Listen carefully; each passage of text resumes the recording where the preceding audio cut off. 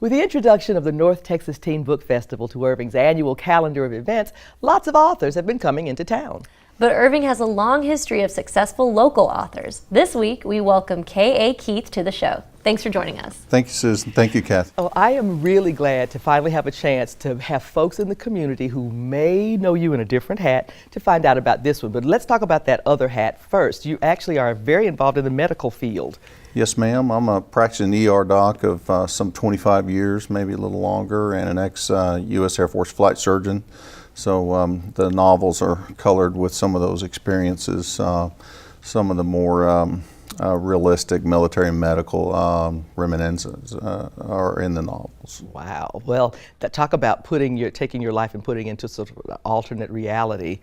Yeah, I can just imagine in the ER. It sort of feels like an alternate reality sometimes anyway. Well, you're right. There's a lot that goes on, and it's nice to be able to be privileged to witness those really human themes that you might see, when people are in extremis, either deployment or just here locally in the ER. There's a lot of nobility in the human spirit, and you might be privileged enough to witness that, and maybe some of it ekes out onto the paper sometimes. Yeah. Well, that's a really neat thing. Yeah, and can you tell us about the two books? Yes, ma'am. Authors write what they like to read. And I'm a product of University of Dallas, and it has a kind of a liberal arts core curriculum that's really a great foundation. And I'm also a fan of Joseph Campbell and his unifying myth theory. From all the world myths, they're amazingly similar, especially the epic hero sagas, going back from the first recorded writings, Epic of Gilgamesh, Beowulf, Song of Roland, Battle of Maldon, Siegfried, and it all really kind of blends. And so that's what I really grooved on in college, and that's what I like to read. And so that's kind of where I wound up writing, spending my writing years, about 25 of them. So you've got an interesting situation in the very first book where we meet two people that are born on the same day, and a very similar thing happens to them, but boy, do they go in different directions. Can you talk about that? Yes, ma'am. You really need something to grab, and that's the very first scene, which is actually a prequel. It's set 30 years before the actual plot of the novel. So two infants born simultaneously are infused with otherworldly energies as the eldest evil stirs. So up here on Farsinger, the knight, and Adestes Malgrim are born in opposition, and their conflict basically will change the world.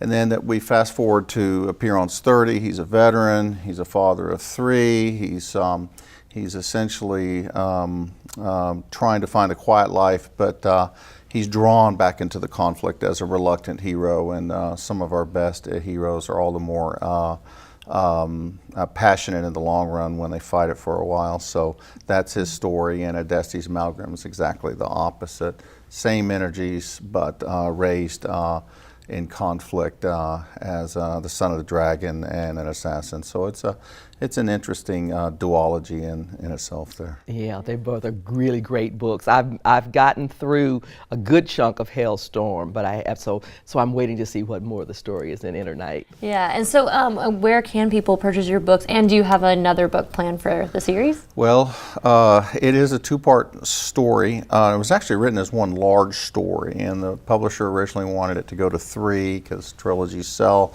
but it really just didn't divide well, so they're really two long books, as you mentioned, trying to claw your way through it. These are long books. An average novel is 150,000 words. These are 600,000 each. And so the first one, Enter Night, stops at a point that makes a complete story, but then the same story really picks up in Hailstorm and kind of rushes to a conclusion at a pretty fast pace because all the introductions have been made. And there could be a third one out there.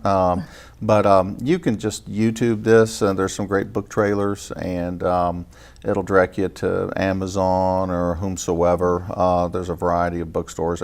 Interestingly, some of the better prices are overseas for the hardcover. I don't know how that happens. Okay. You can buy it from an English bookseller. They'll mail it from England cheaper than you can get it hardcover here. But that's kind of funny. We like that Yeah. tip from the author. Yeah. We're going to go searching for that Yeah, one. it's crazy. Keith, thank you so much for your time today. Yes, ma'am. The books are fascinating, folks.